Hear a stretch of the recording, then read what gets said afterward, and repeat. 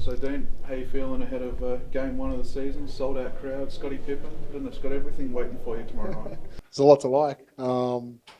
We've got some players with their families flying into town. You know, Ariel's mum has flown over from Germany, and so it's going to be special for a bunch of these guys to for him to get back on the floor and have his mum at his game, and LT and KB having their parents fly in from Perth, and Flynn Cameron have his parents fly down from Queensland. So yeah, I think it's just going to be one of those nights that special to the club, special for those guys to play, their first game, or Ariel play a game for a long time in front of his mum. So there's those moments that are family stuff. Then there's just our crowd is built to the point of sellout really early, and we want to reward them with a really good performance. Is that bringing the parents in? Is that something you guys have been doing for a while, or is it a newer thing of like, let's celebrate a debut here? Yeah, I think it's something over the course of recruitment that we talk about with them. Is there an opportunity for your families to come over, and really pleased that Ariel's mum's made the journey from Germany, and I'm sure he'll have an extra little step in going up against a really talented import in Cook, and so yeah, it'll be fun. With Daly, everyone's talked about how good he looked, how aggressive he was. What do you think we're going to see as the season rolls on? Do you think we're going to see Daly coming out there splashing threes every night, playing like he's trying to take over, or is it sort of just early burn? Yeah, he was exceptional. I think his plus minus was close to plus 70 in 3 games, and it was probably nearly double anybody else on our team. So the level that he played at was unreal, and he did that in pretty short bursts at different times. And I think we played him over 24 minutes or something, and somewhere between 16 and 24. So we just want to see how that works. I like how Shea and him played together. And we'll just see how it goes along. But he's grabbed the opportunity to say, I think I can score a little bit more than I did last time, and he's shooting the ball really well. And he tested himself with some shots as well once he got hot and made them. And but I just like the way he's getting around the group and leading right now. There's a bit been made about, is this the Daly revenge tour? Is this the Daly, coming out for? But is this also just him last time learning that, hey, there's more I can do here than just play a role in the NBA like I have for a decade? Yeah, so Joe talked about it's a different version of Daly. He's not coming off sitting out a year, and he'll talk about how he just didn't know how far he was out of shape last time. It's kind of like he thought it may have been age catching up a little bit or whatever, but he just got himself in great shape and turned back the clock a little bit, and we just see a different version of Daly this time. Your connection with the players, you talk about that a fair bit. If you can just go back to Ariel, how are you feeling? Obviously seeing him go through it all, and last year he's had games scooting around the sidelines. How do you feel about him coming back tomorrow night and playing his first regular season game again? Yeah, I've talked to him every day since he's been back in the building training, and just to have that conversation with him about how's life and how's he going. And he obviously fluctuated through that year off and got down a little bit, and just to see the joy that he's playing with and the clarity of role that he's got right now. He knows what he needs to do.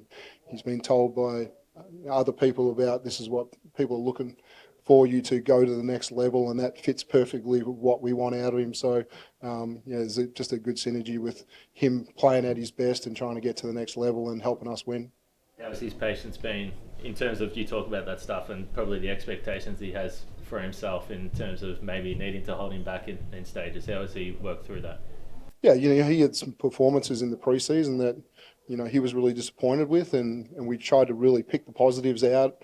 Did you do these things, 3 or 4 things that we just really need you to do? Did you do those well? And often he'd tick 2 of them off and say, no, there's some things I could have done better. But we'll have a simple game plan for him going into this one, and hopefully we can keep him on the ground and not get lifted and get himself in foul trouble and those kind of things. And hopefully we can get the 23-24 minutes somewhere around that area out of him at a highly effective speed and energy that he plays at with composure as well, and that's a part of his game that he's still learning. And sometimes we just got to slow him down and play with composure, and only time will fix that one.